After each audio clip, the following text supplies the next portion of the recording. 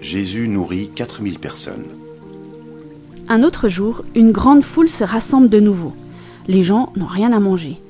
Alors, Jésus appelle ses disciples et il leur dit « J'ai pitié de cette foule. Depuis 3 jours déjà, ils sont avec moi et ils n'ont rien à manger.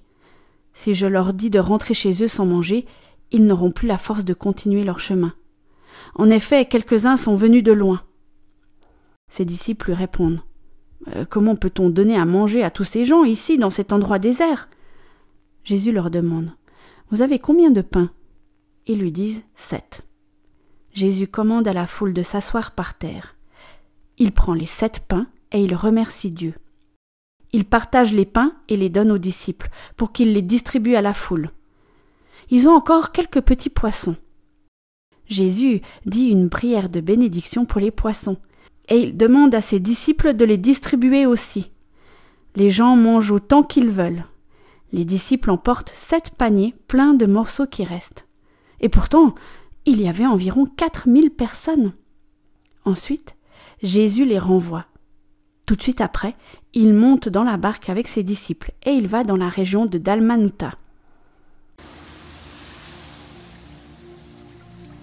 Les pharisiens demandent un miracle à Jésus.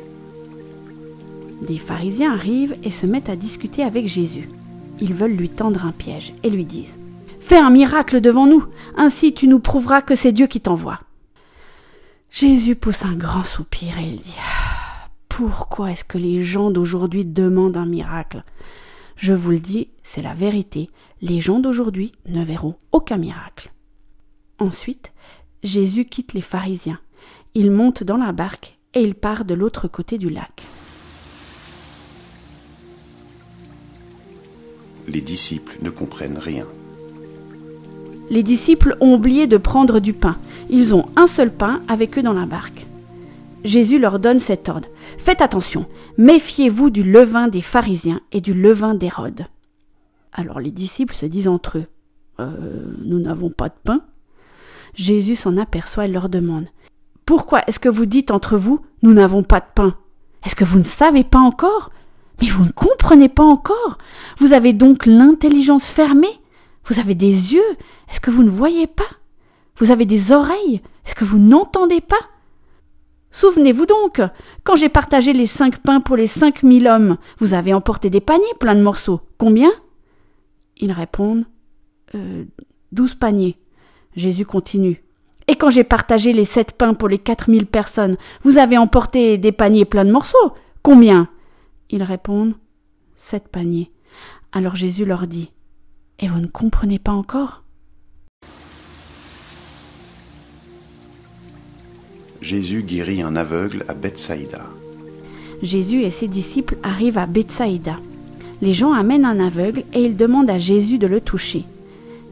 Jésus prend l'aveugle par la main et le conduit en dehors du village. Il met de la salive sur les yeux de l'homme, il pose les mains sur lui et lui demande « Est-ce que tu vois quelque chose ?»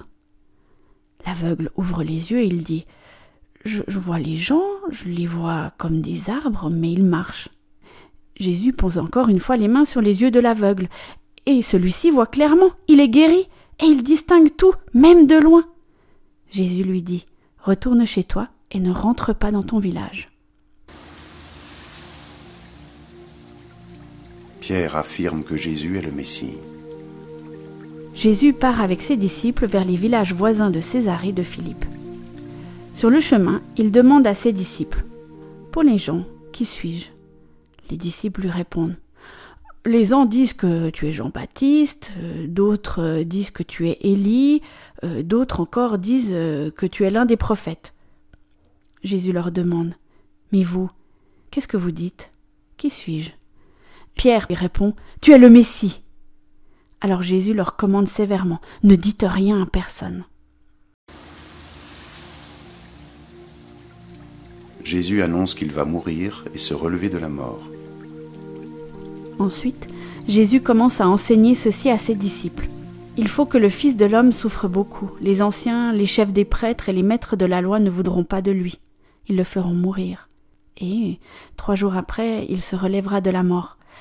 Il leur dit cela très clairement. Alors Pierre prend Jésus à part et il se met à lui faire des reproches. Jésus se retourne, il regarde ses disciples et il fait des reproches à Pierre. Il lui dit « Va-t'en, passe derrière moi, Satan. Tu ne penses pas comme Dieu, mais comme les hommes. » Les disciples doivent être prêts à donner leur vie comme Jésus. Ensuite, Jésus appelle la foule avec ses disciples et il leur dit « Si quelqu'un veut venir avec moi, il ne doit plus penser à lui-même, il doit porter sa croix et me suivre. En effet, celui qui veut sauver sa vie la perdra. Mais celui qui perdra sa vie à cause de moi et de la bonne nouvelle, il la sauvera. Si une personne gagne toutes les richesses du monde, mais si elle perd sa vie, à quoi cela lui sert-il? Qu'est-ce qu'on peut payer en échange de la vie? Les gens d'aujourd'hui sont pécheurs et infidèles à Dieu. Si quelqu'un a honte de moi et de mes paroles au milieu de ces gens-là, alors moi, le Fils de l'homme, j'aurai honte de lui, quand je viendrai avec les anges saints dans la gloire de mon Père.